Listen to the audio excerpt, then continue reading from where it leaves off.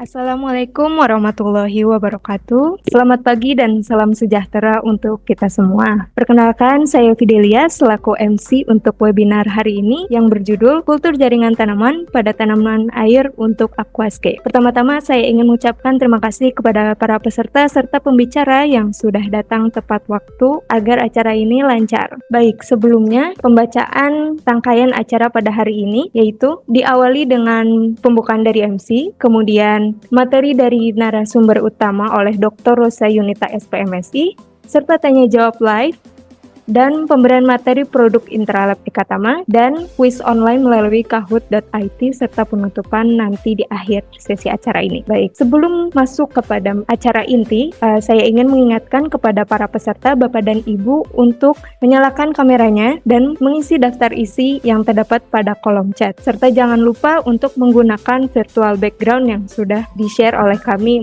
melalui kolom chat. Dan untuk seluruh peserta, mohon dimatikan mic-nya selama acara berlangsung. Masuk ke acara selanjutnya yaitu pemberian materi oleh narasumber kami yaitu Dr. Rosa. Namun sebelum itu kita harus melakukan perkenalan terlebih dahulu mungkin ya. Jadi izinkan saya untuk membacakan CV dari Dr. Rosa.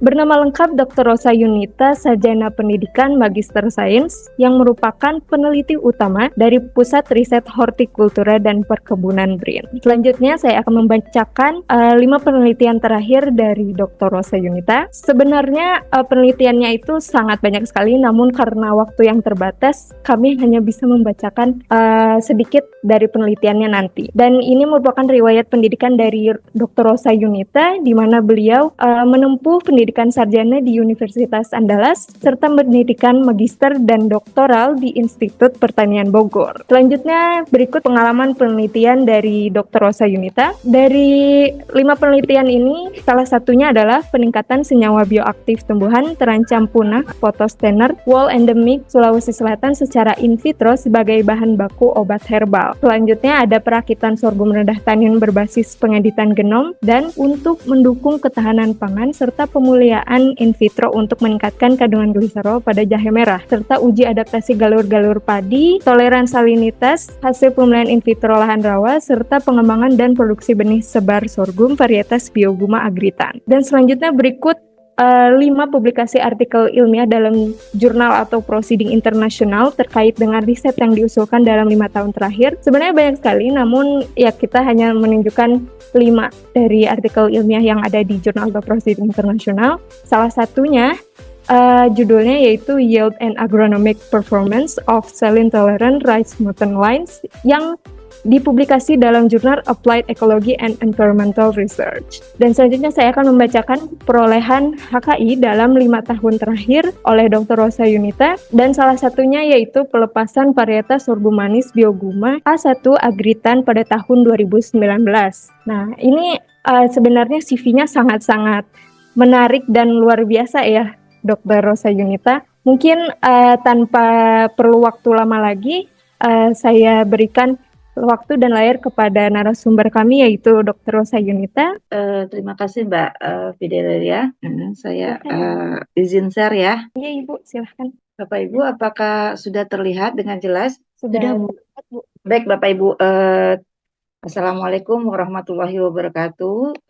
Terima kasih atas kesempatan yang diberikan oleh Intralab kepada saya untuk pemaparan pada pagi hari ini. Bapak Ibu, apa suara saya terdengar dengan jelas? Terdengar dengan jelas Ibu. Ya, baik, terima kasih.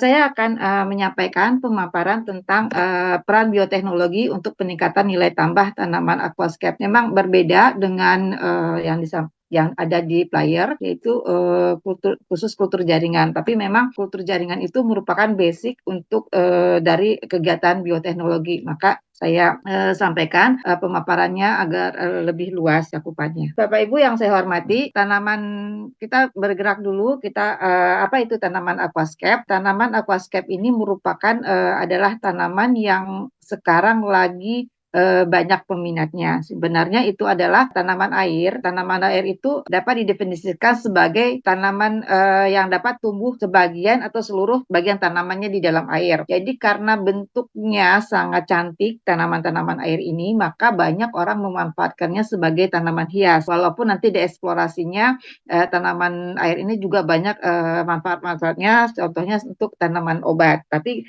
untuk saat ini masih banyak yang dimanfaatkan seperti tanaman hias. Jadi tanaman hias air itu merupakan tanaman hias yang tumbuh sebagian atau seluruhnya berada di dalam air, yang akarnya tumbuh dalam lumpur atau mengambang di atas air dan dapat juga digunakan sebagai ornamen untuk perindah akuarium. Jadi skop aquascape ini adalah tanaman yang bisa dimanfaatkan di dalam akuarium. Jadi nanti Bapak Ibu juga, jadi tanaman aquascape ini adalah bagian dari tanaman hias air. Jadi yang penting dia dapat dimanfaatkan untuk memperindah atau mempercantik akuarium. Itu jadi seperti itu. Kenapa kita fokus ke tanaman air ini? Ini menarik, apalagi setelah terjadinya pandemi itu nilai jual tanaman air ini terus meningkat seiring dengan meningkatnya permintaan. Pentingnya tanaman air ini, dia memiliki nilai jual yang cukup bagus di pasaran. Nilainya untuk kalangan-kalangan hobis aquascape ini sangat bervariasi tergantung pada jenis dan keindahan tanaman tersebut.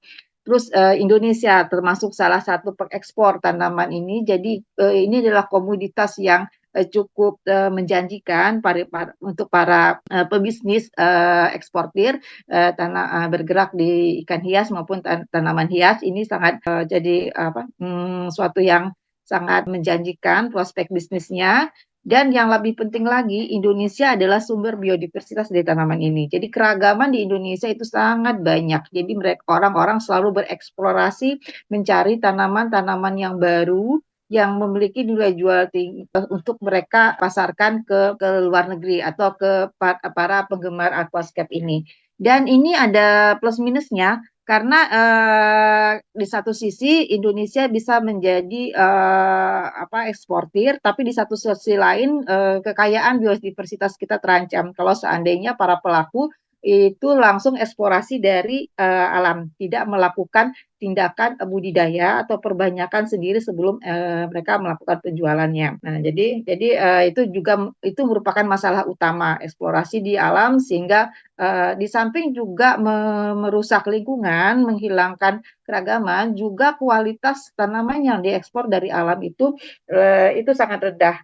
Seperti contohnya pada Buce Palandra, untuk tanaman Buce Palandra ini rata-rata para pelaku bisnis ini, penggerak di bisnis ini, mereka eksplorasi dari Kalimantan langsung. Mereka ambil karungan, terus jual ke nursery, nanti nurserynya yang memilah satu-satu, mengemasnya satu-satu sehingga baru dijual ke konsumen, baik itu konsumen dalam maupun luar negeri. Hal ini karena langsung diambil dari alam, maka komunitas ini akan tercemar oleh banyak kontaminan-kontaminan.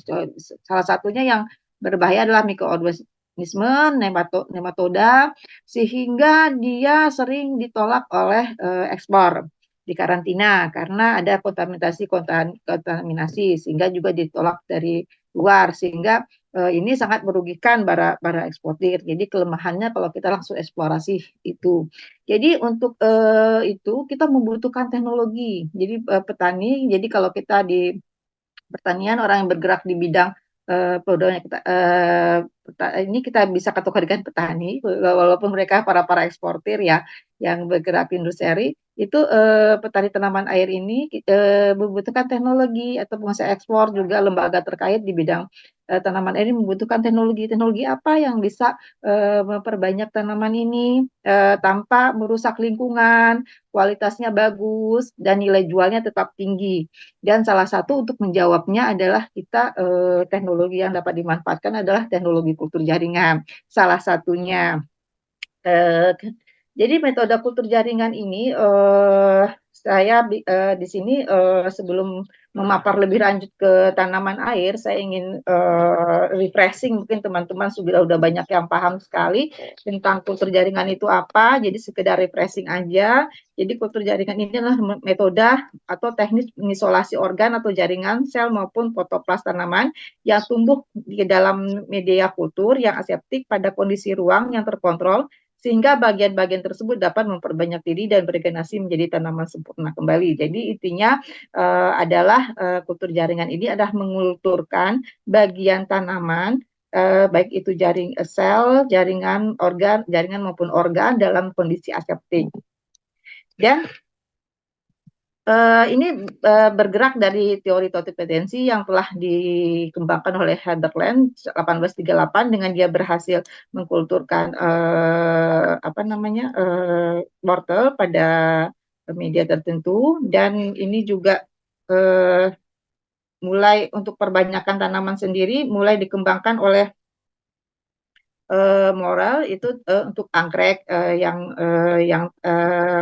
tahun 1960 dia menghasilkan tanaman anggrek yang bebas dari hama dan penyakit dengan melalui kultur meristem. Jadi aplikasi kultur jaringan ini buat apa aja sebenarnya? Kultur jaringan ini sebenarnya bukan hanya untuk memperbanyak tanaman. Jadi makanya saya ganti judulnya di bioteknologi ini. Ya, jadi kultur jaringan ini sebenarnya adalah tool bagian dari ilmu dari bioteknologi yang sangat sangat penting. Kenapa saya katakan sangat penting? Karena berbagai tool-tool lainnya yang ada di bidang bioteknologi ini bermuara atau aplikasinya sangat tergantung pada aplikasi kultur jaringan. Jadi khususnya untuk tanaman ya, khusus untuk tanaman itu bermuara pada kultur jaringan, baik itu perbaikan tanaman yang sangat canggih sekarang genome editing juga bermuaranya ke harus menguasai dulu kultur jaringan dari komoditasnya. Jadi aplikasi kultur jaringan itu yang pertama adalah untuk memperbanyak tanaman yang sedang kita bicarakan khusus untuk aquascape ini. Terus perbaikan genetik tanaman, nanti kita juga ada pemaparan sedikit tentang itu memperbaiki sifat genetik tanaman yang tadinya warnanya tidak warnanya cuma hijau aja, terus berubah jadi variegata, atau yang dulu kurang harum menjadi harum, atau yang dulu bunganya kecil menjadi besar, itu perbaikan sifat genetik tanaman.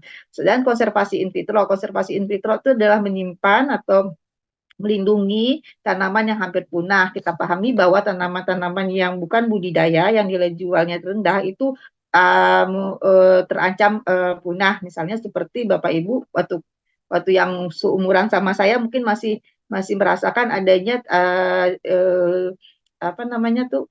salak yang warnanya merah yang sepet-sepet gitu loh. Tapi kalau sekarang karena ada salak pondoh, maka petani membudidayakan salak pondoh yang manis dan enak, tidak ada salak yang merah dan sepet-sepet begitu. Jadi kalau itu tidak dibudidayakan, maka itu akan punah. Jadi kalau kita tanam juga itu membutuhkan lahan yang cukup luas dan pemeliharaan yang cukup mahal.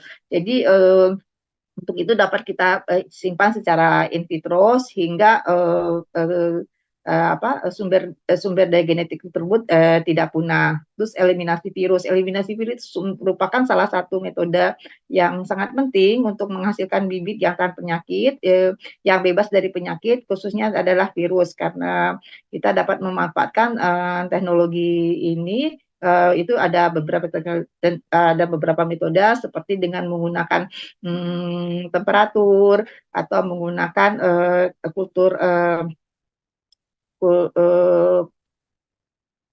selanjutnya adalah produksi metabolit sekunder. Jadi metabolit sekunder itu adalah senyawa yang terdapat pada tanaman dalam jumlah sedikit dan itu sangat penting kebutuhannya. Jadi karena produksi dalam tanamannya itu sedikit, jadi dia harus itu diperbanyak dengan kultur jaringan. Kalau kita eksplorasi, ini khususnya untuk tanaman-tanaman obat, jika kita langsung eksplorasi dari alam, itu membutuhkan biomasa yang cukup besar. Dengan rekayasa dalam kultur jaringan, kita dapat memproduksi metabolit sekunder ini dalam biomasa yang kecil, tapi kandungan metabolitnya yang besar. Seperti itu.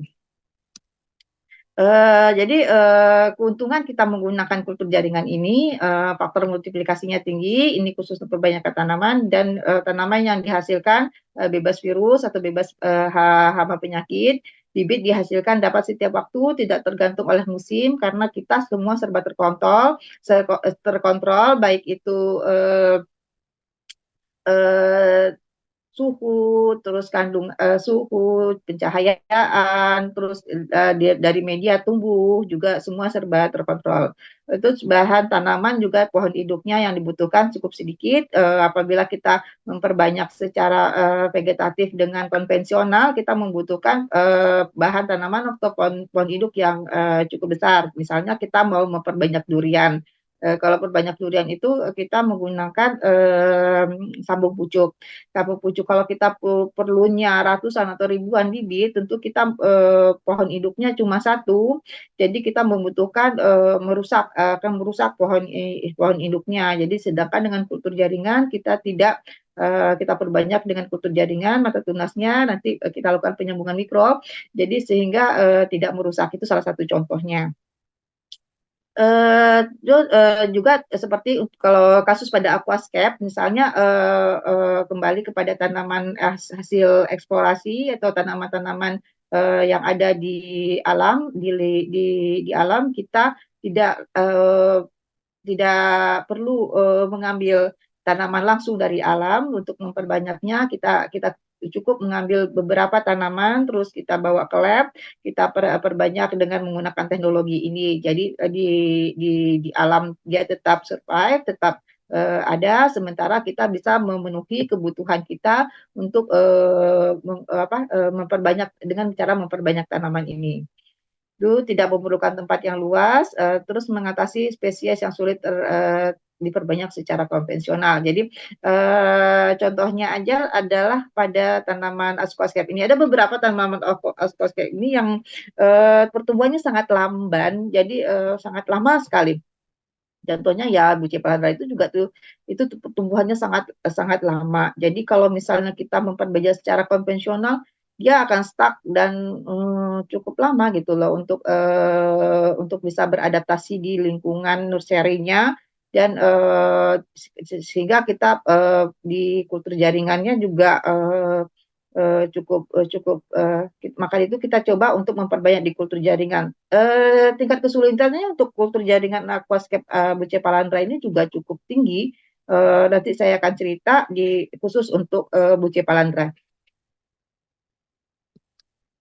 Ini regenerasi tanaman. Jadi regenerasi tanaman yang dapat ditawarkan melalui teknik tanaman ini kultur jaringannya ada dua, yaitu organogenesis dan embryogenesis somatik. Jadi melalui organogenesis, misalnya kita di bagian contohnya ini adalah bagian tanaman. Kita dapat menggunakan bagian atasnya. Ini di sini ada apex, ada meristem, ada apex di bagian atas ini. Ini seperti saya katakan tadi, bagian meristem ini adalah bagian yang aktif membelah. Itu kemampuan pembelahannya itu lebih cepat daripada virus. Jadi kalau kita mengkulturkan bagian ini, maka kita dapat eliminasi virus yang ada pada tanaman ini. Jadi terus ini ada kultur mata tunas, terus kultur tunas terminal. Terus kita multiplikasi, terus tahap perakaran sehingga menjadikan planet utuh. Terus kalau misalnya kita hanya punya bagian nodul, single nodulnya, kita boleh juga memanfaatkan single nodul ini untuk memperbanyak tunas, memperinduksi tunas organogesisnya, yaitu dengan menghasilkan tunas, kemudian tunas dimultiplikasi, dan tahap perakaran masuk ke planet. Atau kita coba punya bagian daunnya aja. Kita cuma untuk tanaman-tanaman langka, cuma kita dikasih daun. Jadi kita bisa dapat memanfaatkan daun ini untuk dikulturkan, kemudian bisa dari daun itu bisa langsung membentuk tunas adventif, atau bisa dikaluskan dulu baru membentuk organ, yaitu itulah organogenesis. Jadi organogenesis itu dia dari expand yang kita manfaatkan langsung membentuk organ, itu namanya organogenesis. Kemudian yang selanjutnya embryogenesis somatik. Embryogenesis somatik ini adalah proses pembentukan embrio dari sel aseksual atau sel somatik. Jadi kalau misalnya di alam embrio itu adalah gabungan sel gamet jantan dan gamet betina bentuk embrio, tapi dengan modifikasi kultur jaringan ini kita dapat membentuk embrio tanpa adanya persatuan sel gamet. Jadi sehingga embrio yang kita hasilkan itu sama dengan induknya, sama dengan tetuanya. Jadi ini sangat menguntungkan. Ini jadi uh, dari embrio ini akan terbentuk struktur bipolar, yaitu meristem tunas dan meristem akar. Jadi perbedaannya sama organogenesis. Organo kan cuma organ aja, tunasnya aja, dan si akarnya kita kulturkan lagi. Tapi kalau dengan embryogenesis somatik ini dia sudah punya bakal tunas dan bakal akar seperti embrio pada umumnya. Dan perkembangannya sama dengan embrio zigotik. Kita udah masuk kepada gongnya ini, ke tanaman aquascape. Tanaman aquascape yang Indonesia punya, ini sebenarnya berasal dari Kalimantan, juga diklaim sama Malaysia, juga diklaim sama Indonesia, tapi keragaman jenisnya itu lebih banyak di Indonesia. Ini adalah primadonanya aquascape untuk di Indonesia. Kenapa? Karena genus ini sangat bervariasi, ada ratusan ya kalau nggak salah. Saya udah itu teman-teman Bu Media juga sudah membuat bukunya, itu banyak sekali jenis-jenis aquascape ini belum kita eksplor secara optimal, belum kita eksplor manfaatnya, terus teknologinya. Tapi kalau dieksplor di alamnya sudah habis-habisan saya rasa sekarang itu di lingkungannya, karena banyak permintaan untuk komoditas ini, sedangkan perbanyakannya sangat sulit, sangat lamban, pertumbuhannya itu lamban. Jadi dia itu hidup di pinggir sungai, di batu-batu, daerah yang lembab. Jadi dia apa namanya ekosistemnya berada di situ. Jadi kalau dibawa keluar itu jadi membutuhkan adaptasi yang luar biasa, dan apa perlu penanganan khusus. Sementara permintaannya cukup cukup besar di kalangan peminat aquascape. Jadi genus Bucephalandra ini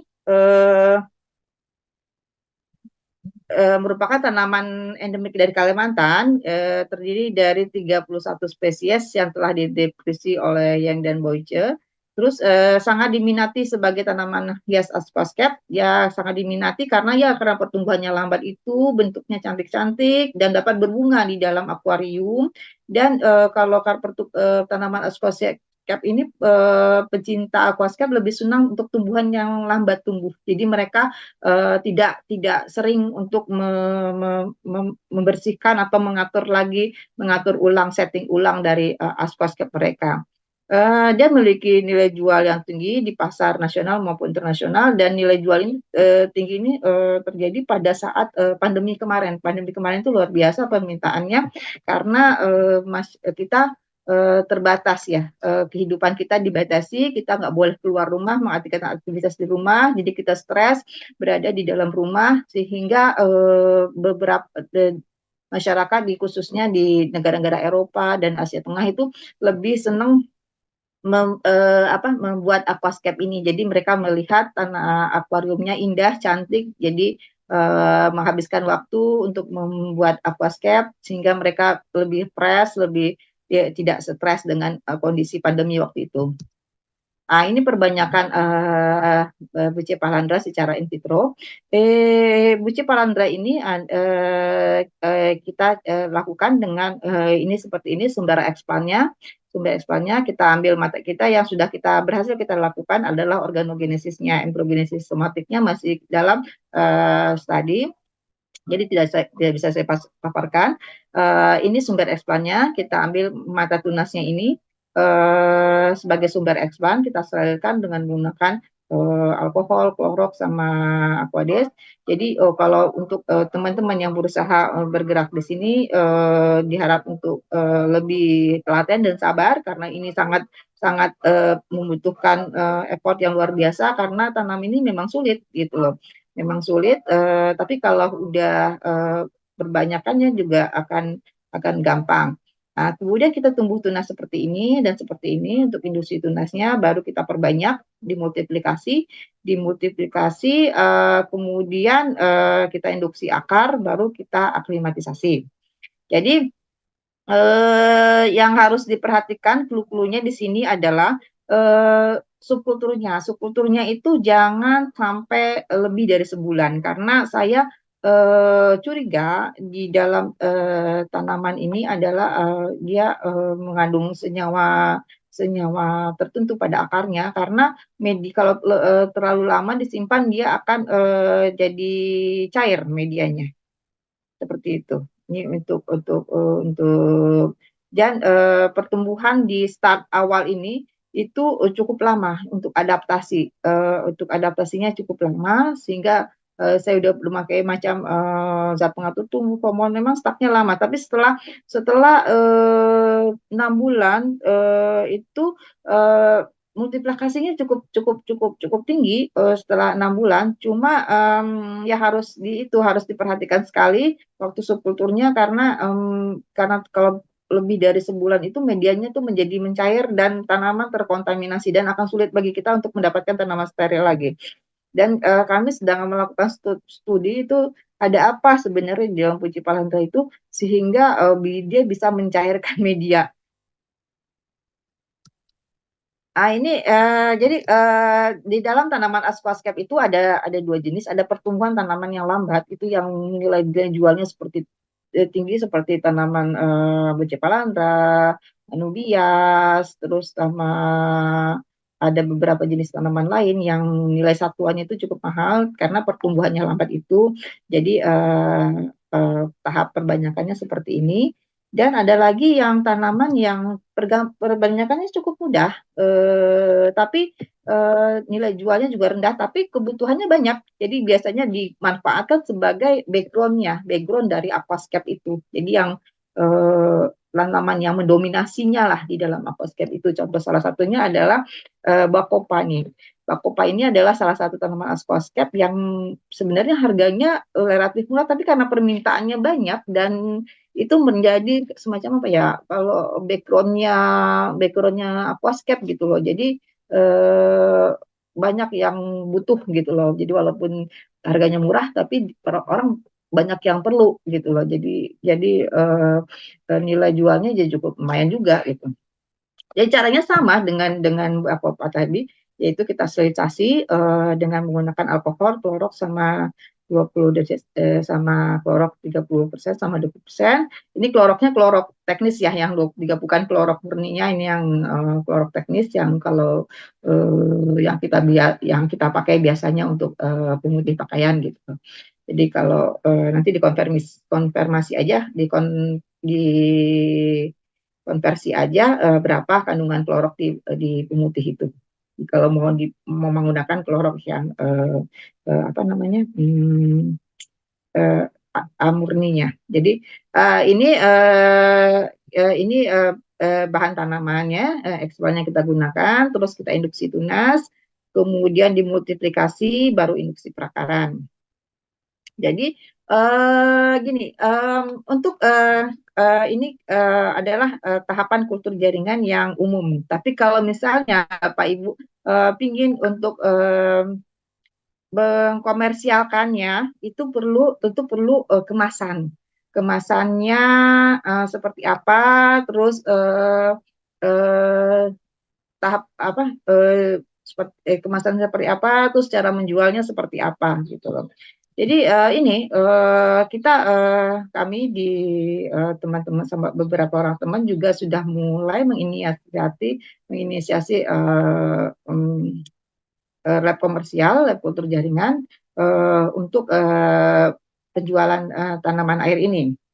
Jadi ada dua jenis kemasan yang kita dapat gunakan. Jadi seperti Bapak Ibu misalnya sudah dapat sumber bahan tanamannya seperti yang ini misalnya udah dapat tanaman kultur. Jadi ini kita gunakan sebagai mother stock-nya tanaman sebelum kita berbanyak. Misalnya kita udah memperbanyak ini tanaman bakopa kita udah punya bakopa. Selanjutnya ada permintaan pasar.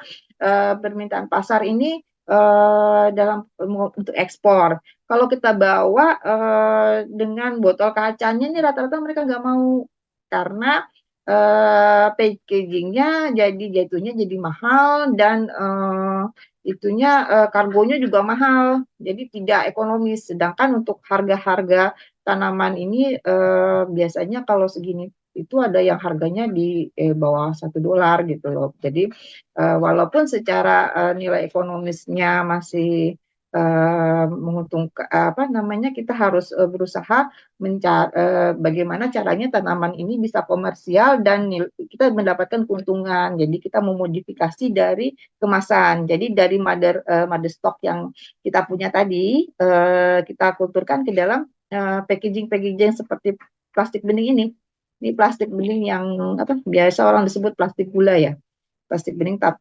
Terus Bu, ada pertanyaan dari teman-teman mungkin kenapa ini kan plastiknya nggak tahan panas gitu. Jadi kita sterilnya itu kita gunakan sterilisasi yang biasa digunakan oleh para bidan-bidan untuk mensteril alat-alat medis ya, kita pakai untuk sterilisasi itu. Dan sebenarnya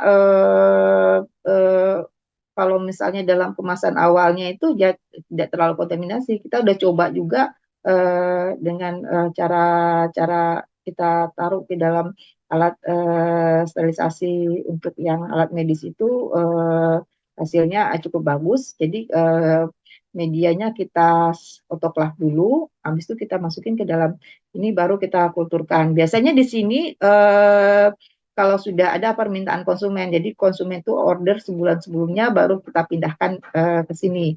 Dari tanaman mother stocknya baru kita pindahin ke sini. Jadi kita pindahkan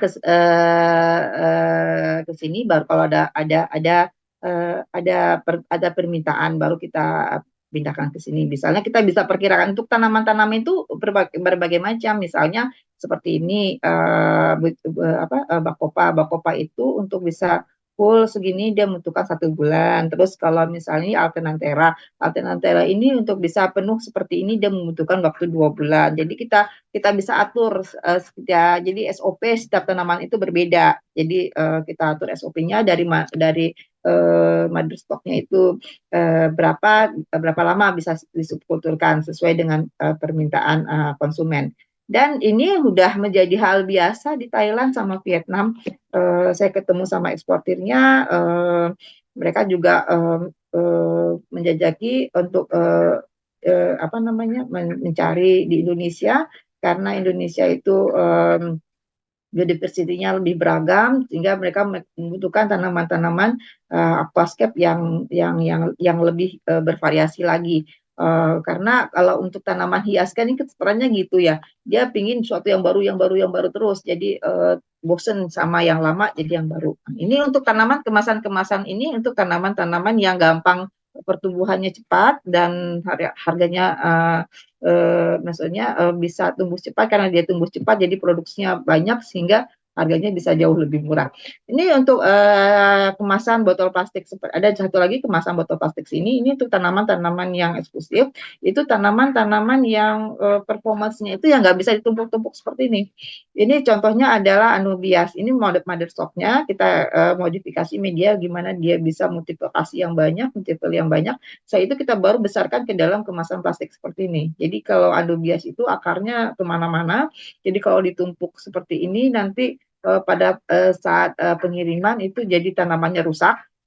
Jadi juga kita harus memperhatikan performa tanamannya, terus daunnya jadi rusak. Makanya kita packaging seperti ini. Ini adalah sebenarnya botol plastik yang Bapak Ibu-ibu biasa gunakan untuk puding ya, untuk puding yang dimanfaatkan untuk puding. Jadi ini dari mother stock-nya. Jadi sterilisasinya ini kita juga ada beberapa merek yang bisa tahan autoclave. Ada juga yang kita sterilisasi dengan menggunakan sterilisasi dengan alat-alat kesehatan itu. Jadi ini di mother stock-nya kita pindahin ke sini. Jadi kalau ini kalau yang diminta pasar tuh seperti ini. Udah umur sekitar 1-2 bulanan lah seperti ini dari kultur. Itu yang tadi tuh saya sampaikan tentang proses perbanyakan secara in vitro ada dua jenis kita bagi dari tanaman yang gampang sama tanaman yang susah diperbanyak prinsipnya sama itu cuma teknis pada saat modifikasi medianya.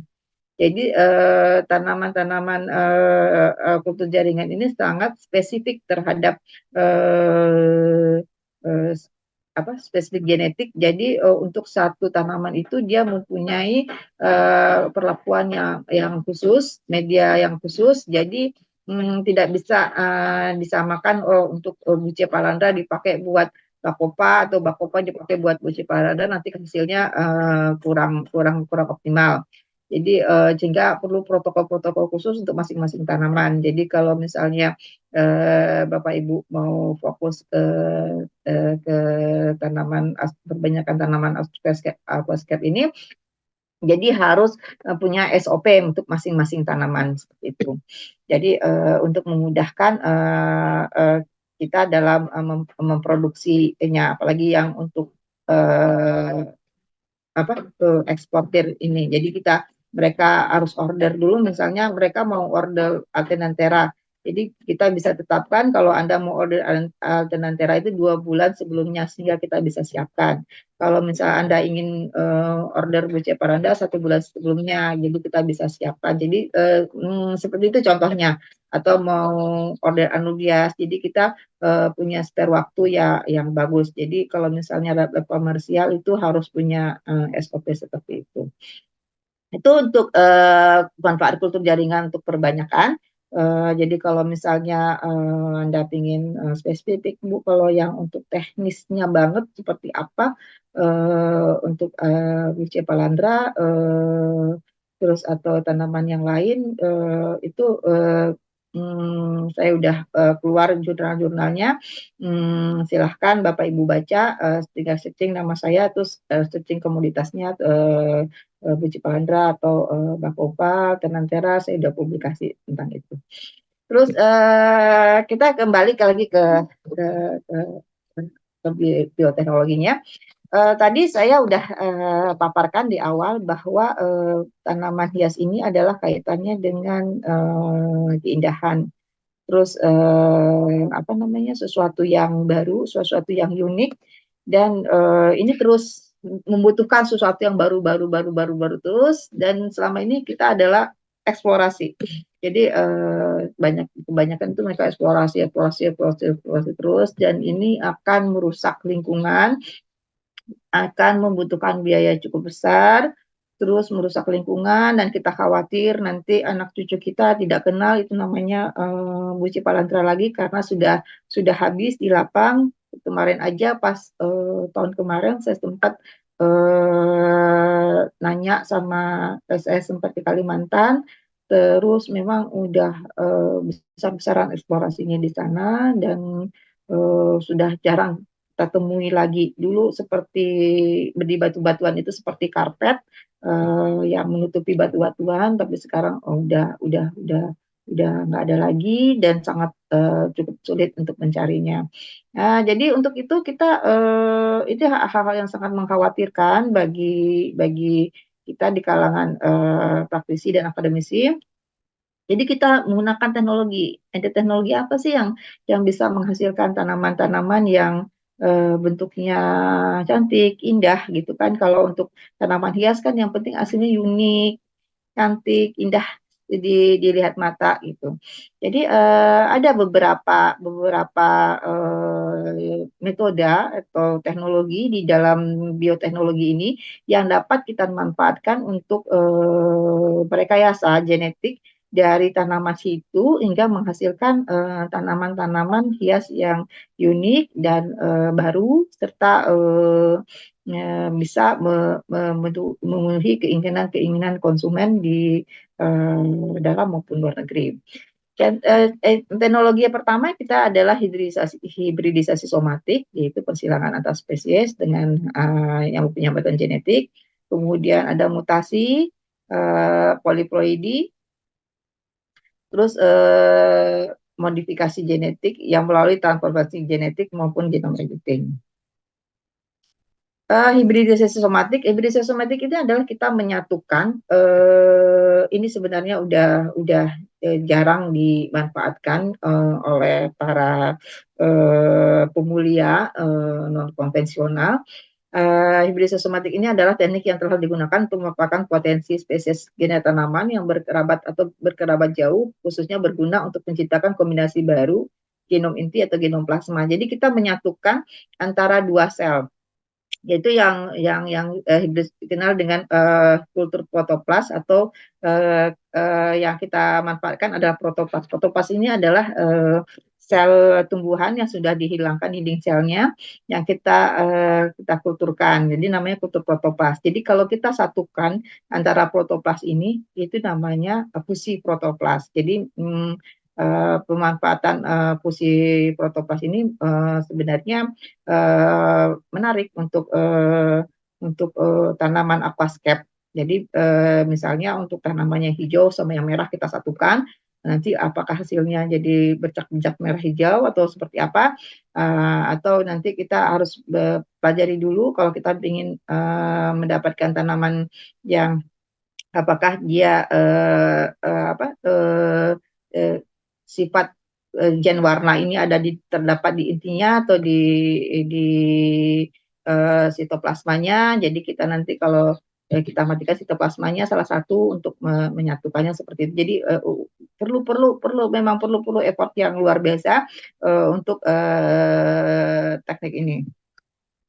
Ini induksi mutasi ini adalah teknik yang cukup relevan, atau saya pikir ini satu teknologi yang cukup menjanjikan lah untuk tanaman-tanaman aquascape.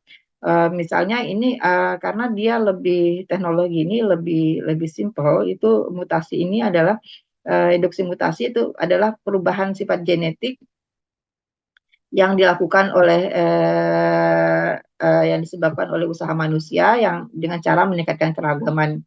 Jadi ini bisa memperbaiki sifat genetik tanaman seperti pada gambar ini. Ini tanamannya dari hijau kemudian berubah menjadi variegata atau warnanya berubah menjadi ini. Jadi kalau misalnya tanaman-tanaman variegata itu kan tanaman-tanaman yang mahal. Kalau untuk pisang variegata aja ada sampai satu pohon tuh 25 juta gitu kan. Luar apa namanya jadi dengan teknologi ini adalah merupakan satu alternatif, walaupun teknologi ini bersifat gambling, tapi mudah-mudahan bisa asal populasi yang dikerjakan cukup banyak, bahan tanaman yang digunakan cukup besar sehingga varian varietas yang timbul juga besar. Jadi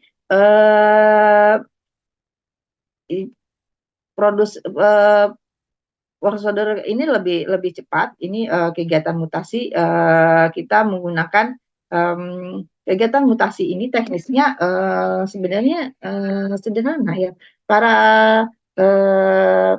pelaku untuk tanaman aquascape sendiri sebenarnya sudah bisa, nggak harus kultur jaringan. Kalau mau tanaman yang udah ada kita kasih kita radiasi atau kita gunakan dengan senyawa kimia tertentu untuk mendapatkan mutan-mutannya, sebenarnya sudah sering dilakukan ya untuk tanaman-tanaman hias selain tanaman aquascape.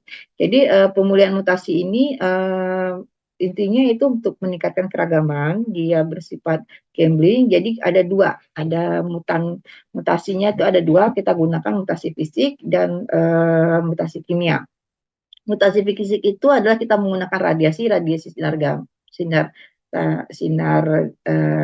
gamma, terus kita dapat mengupahkan atau melakukannya di BRIN Batan di Pasar Jumat. Nanti Bapak Ibu bisa masuk ke Indra BRIN, nanti cari di situ untuk radiasi sinar gamma, nanti bisa pesen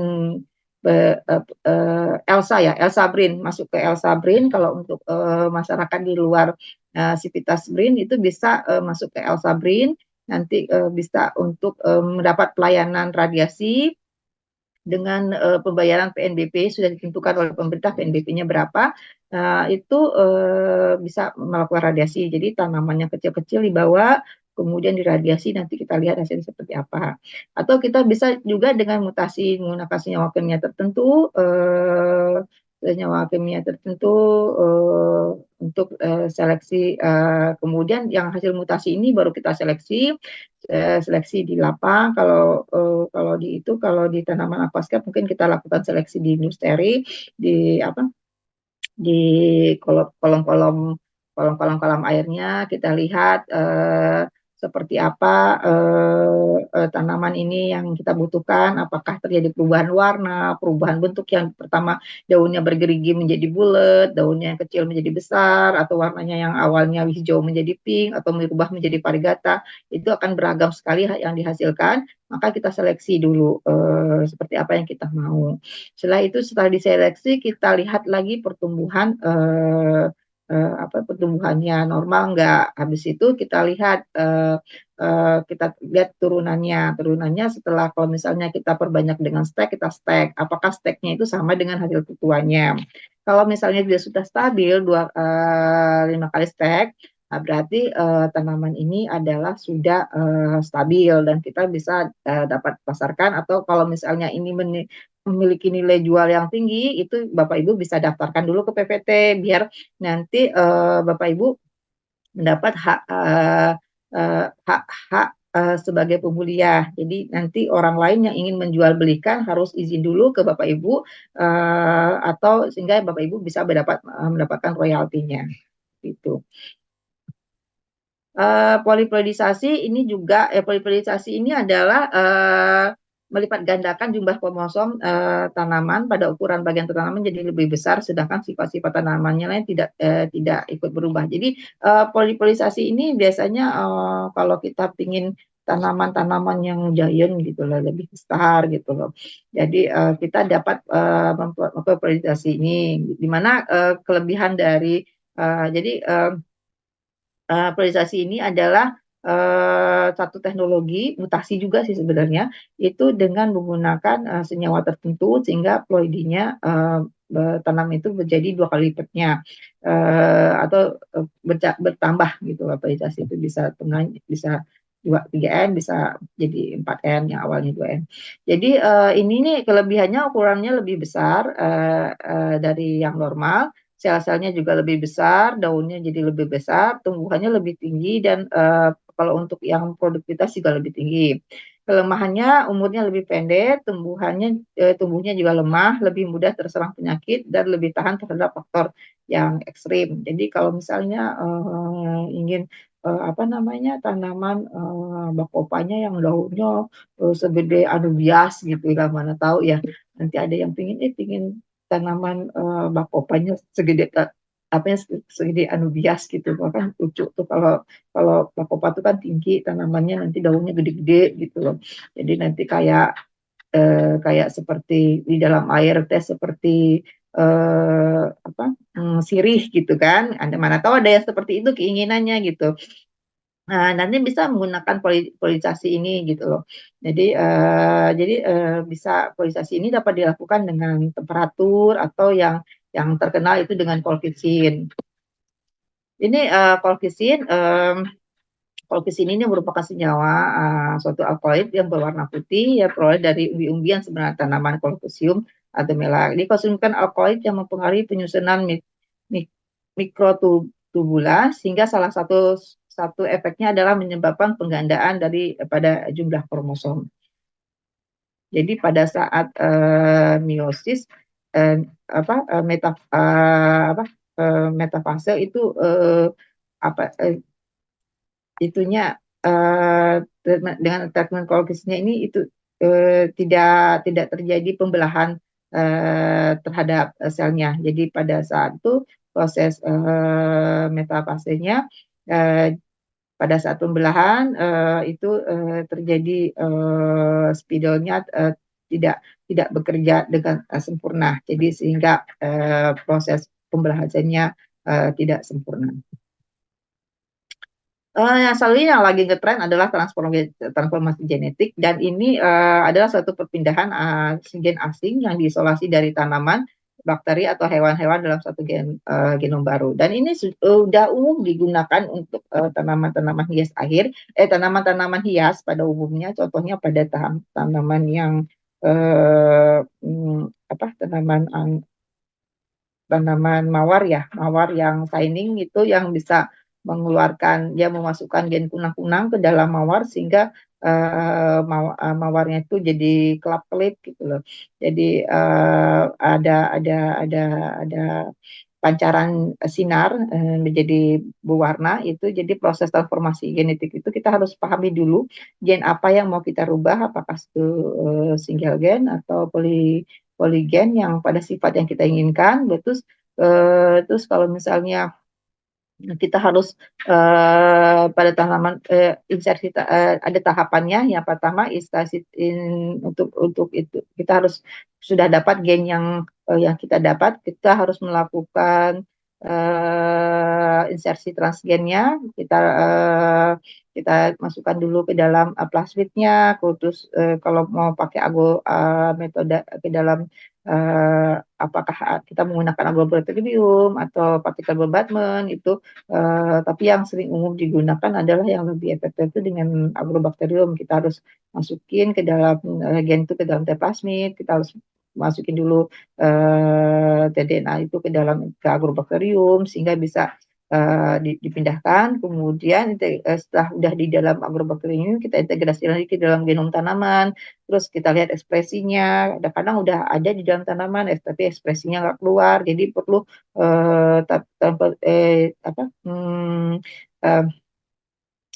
ini suatu yang effort yang cukup luar biasa bagi kita untuk menghasilkan tanaman dengan teknik kultur jaringan, dengan teknik transformasi genetik ini. Transformasi genetik itu yang dapat digunakan adalah metode transformasi dengan bantuan agrobakterium atau dengan partikel dengan peluran mikro, terus electropropagation dan transformasi dengan media karbit silikon. Tapi yang umum digunakan itu ya dengan menggunakan agrobakterium. Jadi untuk effort yang cukup menjanjikan seperti menghasilkan tanaman yang shining seperti itu, yang ada gen kunang-kunangannya, lucu ya kalau misalnya nanti anubias gitu kita masukin gen kunang-kunang ke dalam anubias itu, pas nanti di dalam malam-malam itu kan anubiasnya mengeluarkan cahaya-cahaya gitu kan, cantik di akuariumnya.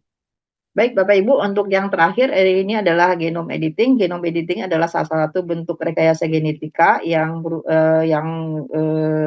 cukup baru. Ini baru dimulai dimanfaatkan tahun 2009. Adalah salah satu bentuk rekayasa genetik berupa penyisipan, penggantian atau pembuangan DNA pada genom suatu organisme hidup dengan menggunakan enzim-enzim nuklease yang sudah direkayasa untuk memotong atau menyambungnya. Jadi beberapa pendekatan untuk mengedit genom telah dikembangkan, itu di sistem dengan menggunakan sistem yang dikenal dengan CRISPR-Cas9. Itu pendekatan cluster dari kependekannya. Terus teknologi penyuntikan genom pertama dikembangkan pada tahun 1900-an, dan baru-baru ini alat pengeditannya itu yang disebut CRISPR itu ditemukan pada tahun 2009. Jadi ini mempermudah dalam mengedit DNA. Jadi sebenarnya ini kalau bedanya sama transformasi genetik itu apa? Jadi kalau genome editing ini dia cuma mengedit genom yang ada di dalam tanaman. Misalnya Bapak Ibu ingin tanamannya itu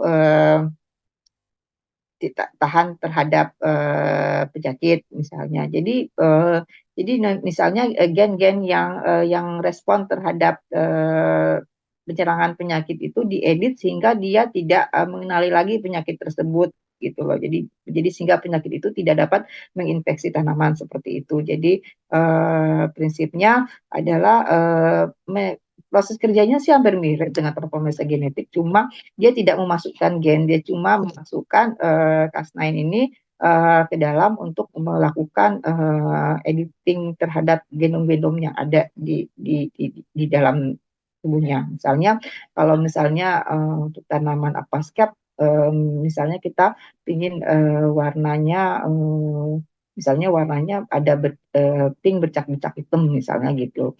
Kita pingin hitamnya nggak ada deh, pinginnya pink aja gitu. Jadi mungkin kita harus mempelajari dulu gen-gen yang bekerja untuk menyebabkan adanya warna hitamnya itu apa. Jadi sehingga kita melakukan pengeditan pada gen-gen yang menghasilkan ekspresi warna hitam tersebut. Seperti itu Bapak Ibu, simpelnya dari genome editing, walaupun sebenarnya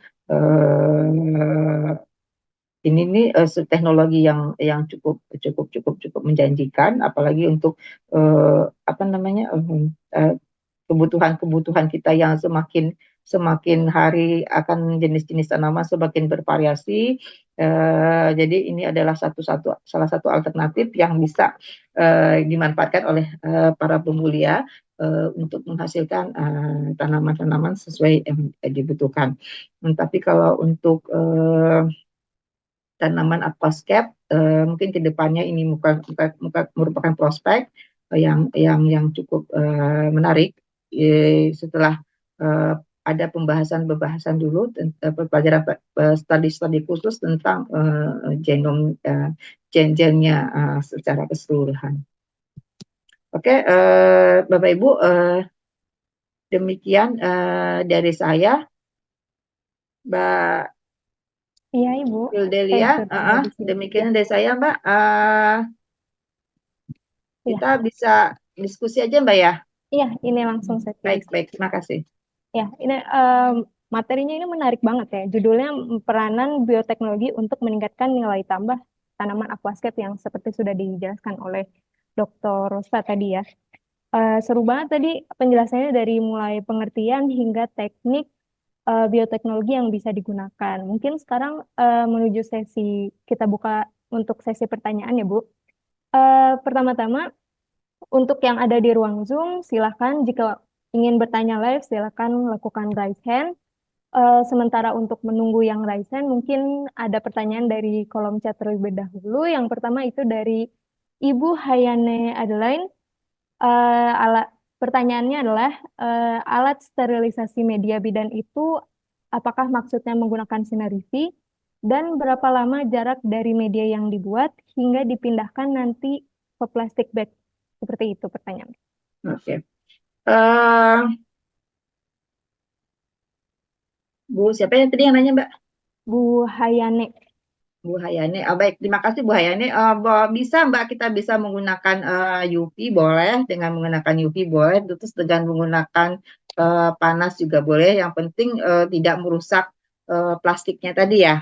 Nah, jadi terus berapa lama media kita masukkan itu secepatnya sebelum media mengeras. Jadi ya ketika suhu media sudah 60 lah. Kalau suhu 60 kan plastiknya udah tahan ya.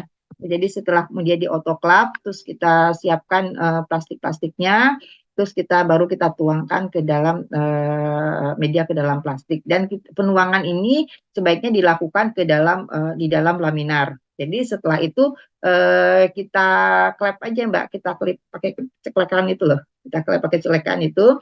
Selanjutnya kita biarkan itu sampai kalau biasanya sih antara 3 sampai seminggu lah ya, biar nanti kelihatan kontaminasinya. Kalau misalnya udah 3 hari atau 4 hari atau sampai seminggu dia tidak kontaminasi, berarti aman kita pakai.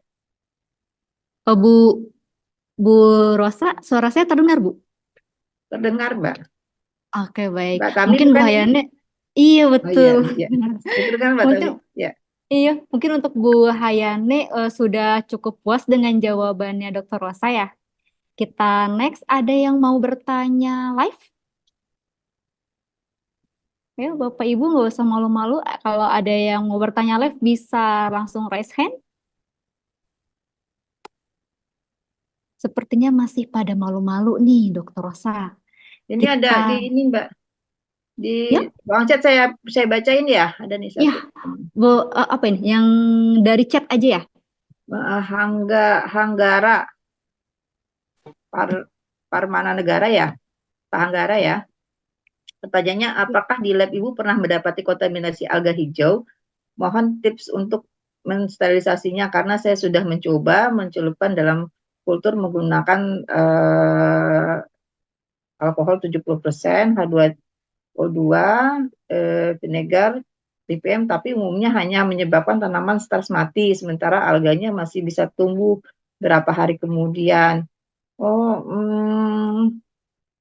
Pak Anggara, saya belum pernah ketemu dapatin yang alga hijau ya Pak ya. Jadi makanya kalau misalnya kita eh, apa sterilisasi tanaman sebelum kita bawa ke lab itu sebaiknya kita diamkan dulu rumah kaca di rumah kaca, atau kalau misalnya tanam air kita kulturkan dulu di dalam air yang mengandung bakterisida sama fungisida. Jadi jadi sebelum kita lakukan sterilisasi, kita diamkan dulu ke dalam, kalau misalnya tanaman aquascape kita diamkan dulu dalam air, kita kasih bakterisida sama sekitar 0,1% ya, 0,01% lah, itu sekitar 1% boleh lah Pak. Itu kita kulturkan dulu, dihidupkan dulu di sana selama ya seminggu atau 2 minggu dengan cara airnya bisa diganti sekali sehari apa 2 hari sekali. Itu diganti sampai kita yakin bahwa tanaman itu tidak ada lagi apa namanya bawaan kontaminasi yang berat-berat seperti dari luar. Jadi kalau misalnya untuk tanaman yang bukan tanaman aquascape, kita bisa tanam dulu di rumah kaca, terus sampai tunas barunya, sampai disemprot juga bakterisida sama fungisida sampai tunas baru terbentuk, baru yang itu kita manfaatkan sebagai eksplan. Jadi tidak langsung tanaman yang berasal dari luar kita kulturkan langsung, itu akan misal akan berat, dan kalau terjadi kontaminasi ini kita takut akan mencemari juga tanaman-tanaman lain yang sudah steril. Mencemari itu akan lebih susah mengcovernya seperti itu, Pak. Baik, kepada Bapak Hanggara Padmanegara, apakah ada tanggapan? Halo, apa sudah terdengar? Oh ya, sudah terdengar. Oh ya, terima kasih Bu atas tanggapannya. Jadi saya ini sampai saat ini baru kultur itu dari biji begitu Bu, dan Oh ya, kemungkinan permasalahan itu dari kontaminan yang endofit gitu. oh oke oke oke. Oke. Oh Jadi yang kayak endofit ya. eh saya sudah sterilisasi. Kalau biasanya kan sterilisasi cuman di permukaan eksplan gitu ya Bu. Nah, Mm-mm. kebetulan untuk jamur atau bakteri itu jarang, tapi entah kenapa untuk alga ini banyak gitu, Bu. Jadi meskipun dia nggak sampai mematikan si tanaman, tapi ya rebutan nutrisi di media begitu. Jadi tanaman saya itu kerdil-kerdil. Dari Nah, tanamannya apa, Pak? kalau saya kebetulan fokusnya di kantong semari, Bu. Kantong Jadi semar. karena Kalau gini bijinya misalnya tipis-tipis, ya, kan tanamannya kan alganya itu mencemari di media. iya. Jadi itu baru tumbuh setelah lebih dari 2 minggu gitu sih, Bu. Oke, jadi misal bisa diantisipasi sih Pak. Waktu itu saya pernah coba kasusnya di tanaman apa waktu saya coba itu. Jadi setelah tumbuh tunasnya itu Pak tinggi kan, itu saya ambil bagian atas tunasnya aja Pak, tunasnya aja bagian atasnya gitu loh. Jadi tidak kena media itu disekutur gitu loh Pak. Memang berkali-kali sih, nanti akhirnya dia bersih juga gitu loh. Jadi kan Hmm. kan agarnya di bawah ya, kena apa di agarnya di bawah. Kan nanti Hmm. tumbuh tunas tuh. Jadi kita pinsetin terus potong tunas bagian atas. Usahakan jangan sampai menyentuh alga, langsung pindahin ke media baru gitu loh. Jadi cepet gitu Oh, loh. Cepet berarti aja. ditunggu tinggi dulu gitu ya? Ya, tumbuh tinggi dulu kira-kira, terus kalau misalnya dia nggak mati ya Pak ya. Terus Hmm. potong terus langsung pindahin ke situ. Jadi nanti ada 2 apa 3 kali, nanti mudah-mudahan bisa bisa bisa persis saja ada beberapa pengalaman sih tanaman yang itu dia kalau saya dulu jamur Pak, itu kan jamur itu malah sporanya lebih kemana-mana kan. Iya. Jadi kalau misalnya ada jamur, laminarnya dimatiin dulu, apanya blowernya, terus buka cepet, tutup lagi gitu loh. Jadi cepet kerjanya gitu. Jadi pinsetnya sama itu udah standby dulu, langsung masuk subkultur ke media baru gitu. Hmm. Jadi Kalau usahakan pas misalkan, mengerjakan itu tidak ada kita sudah tidak mengerjakan yang sterilisasi lagi gitu loh. Jadi setelah itu laminarnya di UV lagi sementara sehari semalam gitu loh. Itu betul-betul steril seperti itu Mas. oh ya, kalau misalkan eksplannya itu sudah berupa tanaman dewasa, bukan biji gitu ya, dan Hmm. ternyata dilalahnya kasusnya itu endofit gitu, Hmm. untuk sterilisasinya sendiri gitu, gimana kan? Kalau endofit itu berarti udah menyebar di dalam gitu, apalagi Ya, kalau ya, ya. jamur. Jadi kadang-kadang ada beberapa tanaman endofit ini dia keluar itunya pada masa waktu tertentu. Ini yang Bucephalandra itu termasuk endofit, Mas. Jadi Oh, dia itu kalau kita lebih dari sebulan tidak subkultur dia keluar. hmm, Kita lihat ritmenya aja. Jadi kalau misalnya dia langsung pindahin sebulan udah jangan sampai sebulan kita udah subkultur. Jadi kalau dia tuh kayak bakteri ya, kalau yang Bucephalandra ini bakteri. Jadi kalau misalnya lebih dari sebulan itu agarnya tuh udah mencair aja, udah kayak keruh gitu loh. oh, Jadi subkulturnya itu jangan apa ya kita lihat juga. Jadi kalau pas saat pelukaannya itu kita perhatiin juga pasti di daerah-daerah mana yang kira-kira tidak endofitnya gitu loh. Jadi kan kita perhatikan kalau misalnya dia di akar gitu kan, jadi kita memotong bagian yang apa namanya jangan sampai akarnya kena potong gitu loh seperti itu Mas. Jadi kita betul-betul memang kultur jaringan spesifik sih tanaman-tanaman itu spesifik ya. Jadi nanti kita kalau kita telatenin kita akan dapat istilahnya clue-nya dia di mana gitu loh. Seperti misalnya kalau pada tanaman kalau pisang kan susah juga sterilnya awal-awalnya tuh ya. Tapi nanti kalau udah dapat yang sterilnya kesananya ya udah cukup bagus. Jadi jadikan subkultur berulang itu. Tapi memang kelemahannya untuk tanaman-tanaman yang perlu produksi subkultur berulangnya malah masih takutnya mutan ya. hmm. Nah, tapi kalau untuk tanaman-tanaman hias itu nggak masalah sih saya pikir ya. Malah kalau terjadi mutasi yang ke arahnya positif ya jadi lebih bagus kan. Oh, berarti kalau untuk kasus ini memang tidak bisa dieliminasi gitu ya, Bu. Cuman Iya, kita kita kan sulit kalau udah batasi di dalam itu dia kan sulit tumbuh Mas. gitu ya. Jadi kalau jadi kita itu aja kita terus berulang aja. Oh, Jadi sama terakhir, Bu. hmm, Kalau maksimal kita boleh mensubkultur itu berapa kali sih idealnya? Soalnya dulu waktu saya kuliah itu katanya maksimal itu 6 atau 8 kali gitu. ya itu sebenarnya untuk tanaman-tanaman yang arahnya ke produksi.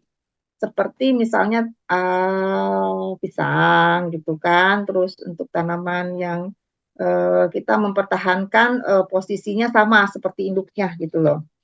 Jadi kita ingin tanaman itu persis seperti induknya. Jadi kita berharap tidak ada terjadi perubahan genetik. Jadi dikhawatirkan dengan subkultur berulang itu dia akan merubah sifat genetiknya.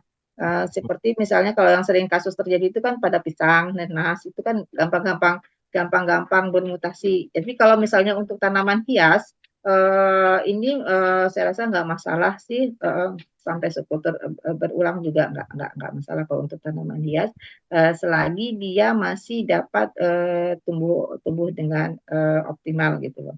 Jadi karena subkultur berulang itu ya dikhawatirkan terjadi mutasi. Jadi kalau misalnya pinginnya persis sama dengan induknya, nah itu biar memang kita harus membatasi subkultur yang berulang ini. Tapi kalau misalnya kita pingin ke adanya varian-varian baru, ya nggak masalah. Oh, siap-siap. Ya. Ya, makasih, Bu. Baik, terima kasih kepada Bapak Hanggara atas pertanyaannya. Baik, mungkin selanjutnya eh, dilihat dari kolom chat ya Bu ya. Ini ada Ya. dari Ibu Kamelia Musonef. Ini pertanyaannya sebenarnya menyambung. Jadi apakah bisa untuk raise hand Ibu Kamelia dan bertanya langsung saja? Sebenarnya ini karena menyambung dari yang sebelumnya. Jadi sebaiknya menanya secara live saja. Ibu Kamelia, ada di tempat. Sebenarnya kesulitan ya Bu untuk bertanya live. Mungkin pertanyaannya Bu Kamelia ini sepertinya adalah dia bertanya cara dan bahan untuk sterilisasi tanaman dari lapangan bagaimana ya Bu? Karena Oh ya, karena beliau telah mau melakukan kultur jaringan namun masih kesulitan sepertinya seperti itu. jadi Bu Kamelia, Kamelia Mushanef ya, Mushanef. Iya, ini jadi ini pertanyaannya gimana tadi, Mbak? Pertanyaannya, beliau bertanya cara dan bahan untuk sterilisasi tanaman dari lapangan. Mungkin sekarang Ibu Kamelia apakah sudah bisa berbicara secara Ya. langsung? Ini sterilisasinya sama seperti tanaman-tanaman yang lainnya. Untuk tanaman aquascape ini kita mengambil bisa dapat tanaman aquascape dari luar gitu, dari lapang. Terus kita diamkan dulu di dalam air yang mengandung bakterisida maupun pestisida, bakterisida dan fungisida, ya sampai tanaman itu kalau bisa tumbuh tunas barunya, Bu. Tapi kalau misalnya nggak bisa tumbuh tunas baru ya nggak apa-apa. Ya, jadi ini yang kita setelah kita beberapa lama di dalam larutan itu, larutannya kita ganti terus ya. Terus baru kita ambil bagian dari tanaman yang mau dikulturkan. Setelah itu sterilisasinya biasa kita menggunakan alkohol, terus kolok teknis, terus dengan menggunakan pada kondisi ekstrim bisa pakai HGCL, terus atau kita dengan diawali dengan menggunakan deterjen, terus pakai alkohol, terus pakai klorox seperti itu, baru kita kulturkan sama seperti tanaman lain. Ini saya di kolom juga membaca ini Mbak, ini mohon izin bertanya, Bu Kamelia ya, sudah berapa banyak jenis tanaman aquascape saat ini? Kalau jenisnya banyak Bu, yang penting ada yang kalau jenisnya ya lumayan sih ya. Kalau intinya dia bisa hidup di dalam air itu. Belum lagi itu ada aquascape yang stand-nya, ada yang moss-nya, ada yang untuk tanaman satu-satunya gitu loh. Terus ada yang untuk apa yang masih susah diperbanyak itu moss-nya. Yang banyak permintaan itu kan moss-nya ya yang kayak lumut gitu loh. Itu masih susah kita berbanyakkan tuh untuk tanaman stand-nya itu yang kayak buci parandra, kayak ini kayak bakopa, terus red malang itu yang stand-nya itu tanaman yang satu-satunya itu yang kayak buci parandra, nubia seperti itu. Terus dan apakah masih mungkin? Oh, sangat mungkin sekali, Bu, kalau kita mengeksplorasi jenis-jenis tanaman air lain. Sangat sangat sangat sangat mungkin sekali. Malah itu yang diharapkan Pak oleh para praktisi di bidang ini, sehingga kalau trennya tanaman-tanaman ini kan kalau ada yang baru itu harganya lebih mahal gitu kan. Terus apakah tanaman aquascape itu harus tanaman aquascape itu harus tanaman air dan biasanya dia bisa hidup di darat sih. Bisa aquascape ini biasanya bisa hidup di darat, kondisi lembab rata-rata bisa bisa hidup di darat di kondisi lembab. Jadi nursery itu kan para pembiak tanaman aquascape tuh mereka memperbanyak itu di lumpur-lumpur gitu di nursery di bak-bak yang ada lumpur-lumpurnya gitu. Jadi tanaman aquascape ini bisa tumbuh di dalam air, juga bisa tumbuh di darat seperti itu. Baik, kepada Ibu Kamelia, apakah akan memberikan tanggapan melalui kolom chat mungkin Bu? Baik, sudah cukup dengan jawabannya menurut Ibu Kamelia. Baik, sekarang untuk yang raise hand mungkin bisa raise hand, jangan malu-malu ya, karena kita juga masih ada waktu untuk diskusi. Mungkin kalau sekarang belum ada yang raise hand, kita lanjut ke pertanyaan berikutnya dari Ibu Alvira. Sebagai peneliti Bucella pandra, sepengetahuan saya, tanaman Bucella pandra memiliki bunga yang berwarna putih. Pertanyaannya, apakah selama Ibu melaksanakan kultur Bucella pandra berhasil untuk menumbuhkan bunga tersebut, dan kira-kira berapa lama waktu yang dibutuhkan untuk menumbuhkan bunga tersebut mulai dari awal subkultur? Gitu. Kalau makasih Mbak Elvira, terima kasih. Kita pas di kultur kita nggak fokus untuk menumbuhkan bunga ya Mbak Elvira ya. Eh, kita fokus untuk memperbanyak tanamannya saja. Jadi selama sini saya tidak tidak melakukan inisiasi pembungaan di kultur, tapi beberapa hasil kultur itu ada yang mampu berbunga setelah dipindahin ke akuarium. Dan berapa lama itu ya cukup lama, sekitar 2 bulanan ya. Karena tergantung jenisnya juga sih, ada yang jenis-jenis yang gampang juga sih, yang mampu berbunga cepat gitu loh. Tapi untuk yang jenis-jenis yang mini itu memang pertumbuhannya agak lebih cepat daripada yang lain, tapi ya untuk berbunganya agak jarang gitu loh. Jadi sangat sangat sangat bervariasi Mbak. Jadi kalau di dalam kultur saya nggak melakukan inisiasi pembungaan, tapi kalau setelah di akuarium, dia akan mulai ada yang berbunga gitu. Baik, terima kasih atas jawabannya. Kepada Ibu Alvira, apakah ada tanggapan? Baik. Oh, sudah diterima dengan baik. Ya, tidak apa-apa Ibu Alvira. Mungkin ke pertanyaan selanjutnya dari Ibu Yuli Fitriani. Pertanyaannya, apa formulasi media dan zat yang digunakan untuk inisiasi, multiplikasi, dan perakaran, serta berapa kali maksimal tanaman aquascape dimultiplikasi? Jadi kalau tanam, baik Mbak, terima kasih Mbak. Ini Mbak Yuli, formulasi media ini sangat spesifik tergantung tanamannya Mbak ya. Tadi saya bagi dua, tanaman itu tanaman yang cukup susah, maksudnya pertumbuhannya lambat seperti bucin palandra anubias itu. Sebenarnya, tapi kalau di lab kami anubias sudah nggak terlalu bermasalah lagi, masih untuk buce yang kami masih agak pertumbuhannya agak susah.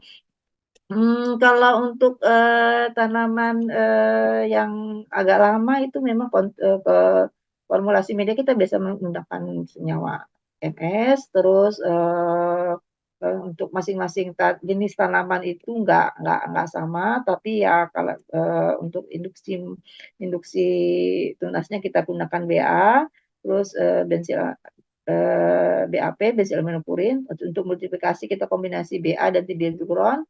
Terus perakaran kita pakai IBA. Tapi biasanya kalau untuk tanaman-tanaman yang gampang tumbuhnya biasanya nggak perlu pakai induksi perakaran, dia udah keluar akarnya sih. Yang di BA terendah aja dia udah keluar perakarannya. Baik, terima kasih atas penjelasannya, Bu Itu Rosa. satu lagi Mbak, ini maksimal tahap aquascape dimultiplikasi berapa? Kita bisa masih 8-10 kali masih nggak masalah sih untuk tanaman-tanaman yang gampang tumbuh ya. Tapi kalau untuk tanaman-tanaman yang sulit tumbuh, kalau dimultiplikasi terlalu banyak juga pertumbuhannya juga akan terhambat. Jadi kalau misalnya kita lihat masih dia stabil, nggak masalah, bentuknya masih oke, ya nggak masalah. Tapi kalau udah terjadi penurunan pertumbuhan, maka kita akan membentuk stok baru. Demikian Mbak.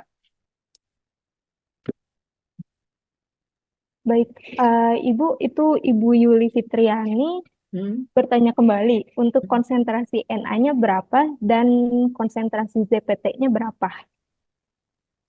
Konsentrasi maksudnya? Mungkin kepada Ibu Yuli Fitriani, apakah bisa berbicara secara langsung karena agar lebih jelas pertanyaannya? Oh, konsentrasi BA-nya kalau misalnya untuk tanaman-tanaman yang tumbuh, yang gampang tumbuhnya ya seperti tadi bakopa itu 1 sampai antara 0,5 sampai 1 udah oke lah. Tapi kalau untuk buce 5 lah, 5 sampai 7 miligram per liter ppm-nya. Baik, kepada Ibu Yuli Fitriani, apakah ada tanggapan lagi? Atau sudah cukup penjelasannya?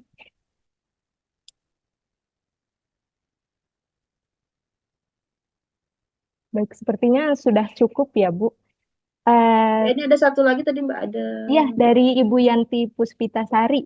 Ini pertanyaannya, Oh Bu. ya, Bagaimana tingkat keberhasilan sterilisasi eksplan tanaman aquascape ini dibanding tanaman biasa, dan eksplan apa yang digunakan untuk tingkat keberhasilan multiplikasi yang tinggi? oke. Untuk tanaman aquascape ini karena dia tanamannya di air ya Bu ya, jadi agak lebih sulit daripada tanaman yang biasa karena kontaminasinya cukup tinggi. Tanaman-tanaman yang seperti tanaman-tanaman yang berada di tanah, tanaman-tanaman yang ada di air itu kan bakterinya juga banyak ya, lebihnya banyaknya memang berhasil tinggi dan kita harus yang telaten dan sabar aja. Terus biasanya sih nodul ya, internodulnya ya yang kita pakai untuk mata tunas itu, nodul itu yang kita gunakan sebagai eksplan. Jadi Mbak. Ya, baik. Untuk Ibu Yanti Puspitasari, apakah ada tanggapan atau sudah cukup penjelasan dari Bu Rosanya? Terima kasih Mbak, izin bertanya lagi boleh? Boleh, Bu, silahkan.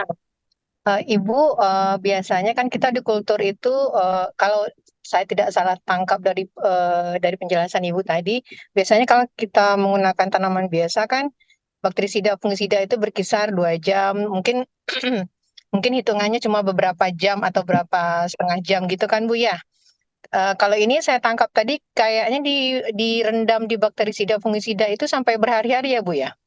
Iya, dalam kondisi tanamannya itu tumbuh Mbak. Jadi bukan kalau kita biasa lakukan kan tanamannya udah bentuk expand ya, ya sejam 2 jam itu ya udah planet yang dipotong-potong gitu ya. Biasa kalau saya itu biasa gunakan dalam bentuk tanaman yang agak besar dulu, nanti baru di dalam lamina baru saya potong-potong, entah ke daun, entah ke nodus dan sebagainya. Tapi kalau ini kayaknya dalam tanaman utuh ya Bu ya, kita rendam bakteri. Jadi tanaman itu karena di air kan dia udah dalam cup-cupnya itu kan, terus kita itu aja. Jadi konsentrasinya sedikit sekali, Mbak. Konsentrasinya sedikit rendah ya. Dalam itu jadi kita kita tumbuhkan di dalam situ dalam 1-2 minggu itu. Jadi nanti pas mau kulturnya juga seperti pakai bakterisida lagi. Oh gitu. Oh diulang lagi yang untuk selanjutnya setelah diambil tanaman itu diulang lagi ya Bu ya? Ya, pakai bakterisida lagi. Oke. Terima kasih banyak Bu. Iya, terima kasih banyak juga Ibu. Mungkin untuk sesi tanya jawab dicukupkan dulu untuk kali ini, dan untuk yang masih ingin bertanya silahkan taruh saja di kolom chat dan nanti jawabannya akan kami kirimkan melalui email. Dan sayangnya kita udah ada di ujung acara dari pemberian materi oleh Dr. Rosa, dan mungkin sebelum penutupan kita boleh ya Bu minta foto barengnya dulu lewat Zoom ini ya Bu ya? Iya, oke Mbak. 1, 2, 3.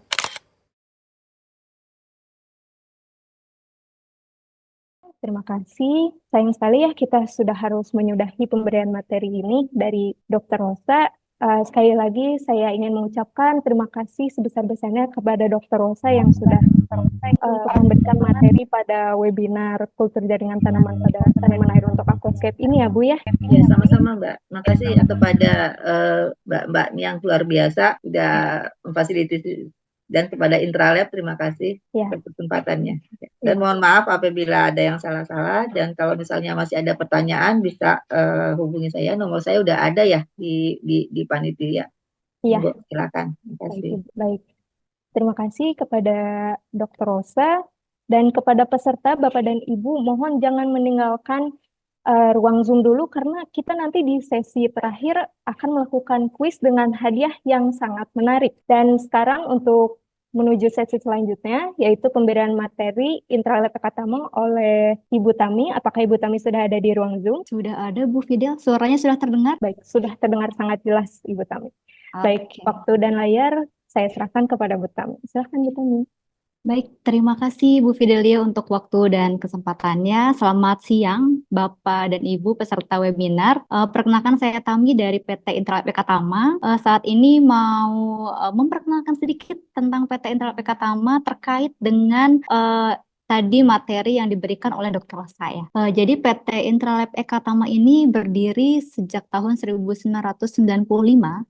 Kami adalah merupakan distributor untuk alat dan bahan-bahan laboratorium, khususnya untuk laboratorium mikrobiologi, kimia, plant tissue culture, cell culture, dan lain-lain. Kami juga sudah tersertifikasi ISO 9001-2015. Kami letaknya di Bogor, Bapak dan Ibu. Jadi kalau Bapak dan Ibu yang punya lab di Bogor, boleh main-main ke PT Intralab Ekatama. PT Intralab juga mengageni lebih dari 20 jenis brand, salah satunya ada High Media, Corning, Oxygen, Biomeruk, dan lain-lain. Kalau tadi Dr. Rosa menjelaskan tentang plant tissue culture dan lain-lainnya, sebenarnya basic facility di PTC Lab ini ada washing area, media preparation area, dan culture room. Untuk area-area ini kami juga memiliki atau menyediakan tools dan regen-regen yang sesuai dengan area-area di PT Lab. Kami juga mensupport untuk instrumen-instrumen di laboratorium Bapak dan Ibu sekalian. Ini ada water purification, kemudian ada pH meter, hot plate, refrigerator, autoclave, dan lain-lain. Ini dari brandnya juga bermacam-macam Bapak dan Ibu, ada Fatful, kemudian ada Peak Instrument, Wiggins, Bio Evopeak, dan lain-lain. Kemudian untuk support glassware dan plasticware-nya juga kami ada dari brand High Media, Corning, Pyrex, Cytotest, MDI, Phytotech, dan lain-lain. Ini ada kultur vessel, kultur disk, kultur tube, beaker glass. Insya Allah semua yang Bapak dan Ibu butuhkan terkait glassware dan plasticware kami menyediakan. Kemudian untuk regen dan media, ini kami menyediakan dari berbagai macam brand. Salah satunya ada Pitotech Lab, kemudian ada dari Plant Cell Teknologi. Tadi Ibu Rosa sempat menyinggung tentang saya pakai MS medium, terus kemudian ada IBA, nah itu kami juga menyediakan. Nah ini nih, menarik sekali. Ini mungkin bisa terkait sama tadi pertanyaannya Pak Hanggara ya. Kita punya PPM, Plant Preservative Mixture, atau Pita Pro ini dari brand High Media dan dari brandnya Plant Preservative Mixture PPM itu sendiri.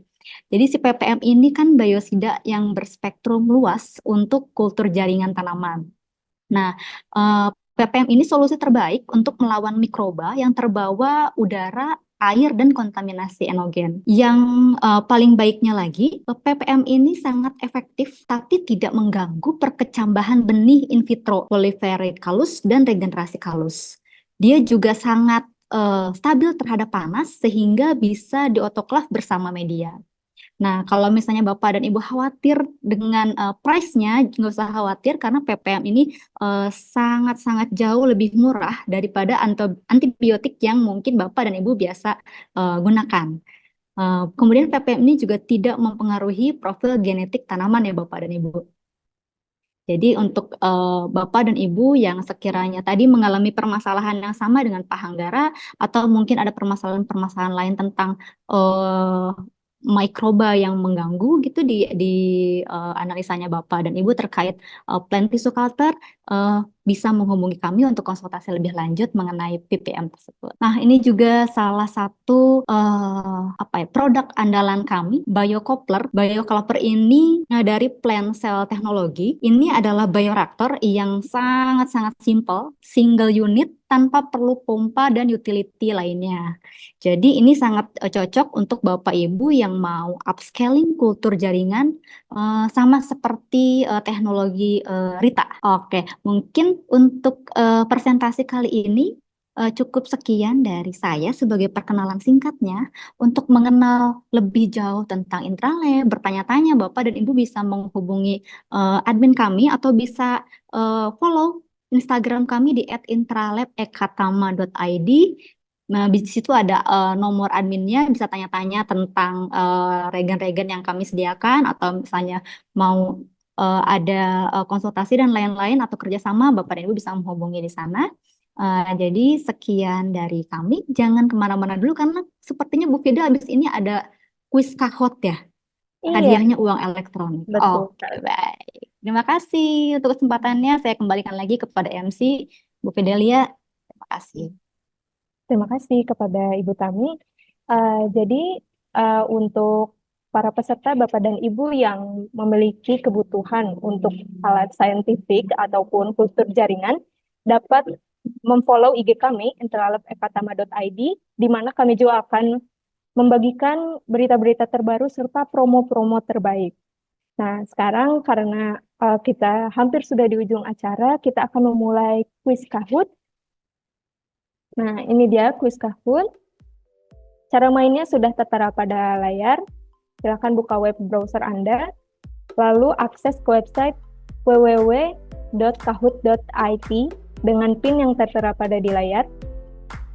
Boleh silakan masuk ke dalam Kahoot-nya, karena ini hadiahnya untuk juara 1 Rp300.000, juara 2 Rp200.000, juara 3 Rp100.000. Ini sangat-sangat menarik, dan untuk soal-soalnya sendiri tidak terlalu susah. Jadi ayo semuanya para peserta, Bapak dan Ibu silahkan join ke Kahoot. Ada Alvira, Eka, Panca, Fajrin ya. Untuk Bapak Ibu nanti yang jadi pemenang bisa menghubungi nomor yang ada di kolom chat. Baik, sekarang sudah dimulai kuisnya ya Bapak Ibu. Yang pertama, pertanyaannya 2, 1. Kuisnya, di instansi manakah pembicara saat ini beraktivitas? Ayo, di instansi mana? Ada 4 pilihan. Pusat Riset Konservasi Tumbuhan Kebun Raya Kehutanan, Pusat Riset Mikrobiologi Terapan, Pusat Riset Rekayasa Genetika, dan Pusat Riset Tanaman Perkebunan. Coba, ini tadi ada di CV-nya Dr. Rosa. Yang memperhatikan pasti bisa jawab nih. Baik, 8 orang yang menjawab dengan betul ya. Pusat Riset Tanaman Perkebunan. Itu aktivitas Dr. Rosa ada di sana ya. 8 skor, nomor 1 itu link tadi. Selanjutnya jenis tanaman hias air yang dibahas pada webinar ini yaitu Ivy, Syngonium, Buca lavandra, atau Philodendron. Ini yang mana nih? Coba nih, yang ahli-ahli aquascape nih pasti tahu nih. Apakah yang merah, apakah yang kuning, biru, atau hijau? Coba kita lihat jawabannya. Jawabannya Buca lavandra. Ini dan ada jawaban yang benarnya 36 orang. Top skornya nih sekarang ada Rifda, YH, dan Ferdian Perindo. Oke. Soal selanjutnya nih, berikut beberapa bioteknologi yang menghasilkan varian baru tanaman aquascape, kecuali ya teman-teman nih. Nih, ada pilihannya, hibridisasi somatik, modifikasi genetik, poliploidisasi, dan stek. Nah, ini jelas banget nih. Coba ya, jawaban yang paling benar. Yang benar ada berapa orang nih? Perhatiin banget nih yang benar. Oke, 38 orang benar. Masih ada 4 orang yang salah nih, sayang banget nih. Jadi kita lihat top skornya siapa ya. Ada Rifda, masih Rifda, YH, dan Ferdian Perindo. Selanjutnya berikut yang bukan salah satu nama media kultur jaringan. Ada Litinbron, MNS Medium, Gamborg Medium, dan Choose N6. Coba yang mana nih? Jawabannya yang mana nih? Ayo dijawab. 6 detik lagi. 5 detik lagi. Kita lihat nih siapa yang benar nih. Berapa orang yang benar? Litinbron jawabannya ya teman-teman. Ada 17 orang yang benar. Top skornya siapa? Oh YH sekarang nomor 1. Diikuti Ikrima lalu Alvira. Oke, soal selanjutnya, produk intralab yang related untuk pengerjaan kultur jaringan, kecuali ada kultur vessel, kalpel, kultur cell dish, atau autoclave instrument, kecuali yang mana nih, teman-teman? Sisa 2 soal lagi ya, jadi ayo lakukan, kalian do the best. biar kalian menang jadi juara 1 dapat 300. Nah, siapa nih yang benar? Cuma 8 orang. Culture sell this ya jawabannya teman-teman. Top skornya masih YH, lalu Ikrima dan Rifda. Rifda nyusul lagi nih. Oke. Soal yang ke-6, mixed reagent yang dapat digunakan untuk mencegah kontaminasi mikroba pada kultur jaringan, kecuali ada PPM, ada plant preservative mixer, ada fungicide, ada Vitapro. Coba yang mana nih jawabannya? Kecuali ya teman-teman. 2, 1. Oke, ada berapa orang nih yang jawab benar? 10 orang. Oke, kenapa pada jawab Vitapro ya? Oke, nggak apa-apa sih. Oke, YH nomor 1 diikuti Rifda dan Ikrima. Nah, soal terakhir ya. Soal terakhir, apa nama alat di bawah ini? Coba diperhatiin teman-teman nih fotonya.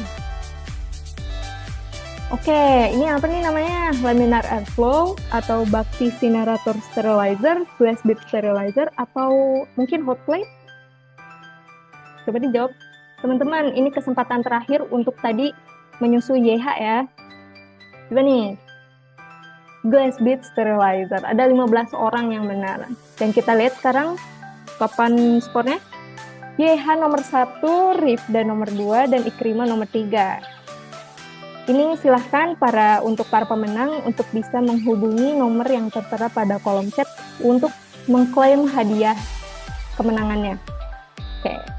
Baik, sayang sekali ya untuk kuis Kahoot ini sudah cukup tadi 7 soal ya, membahas tentang presentasi yang sudah dilakukan oleh Dr. Rosa dan perwakilan PT Intralab Eka Tama. Dan sayangnya untuk webinar kali ini diselesaikan sampai saat ini di sesi terakhir yaitu quiz. Saya Fidelia sebagai MC pamit undur diri dan mohon maaf apabila terdapat kesalahan dalam berkata. Wabillahi taufiq wal hidayah. Wassalamualaikum warahmatullahi wabarakatuh. Sampai jumpa di webinar. Terima kasih Bapak dan Ibu.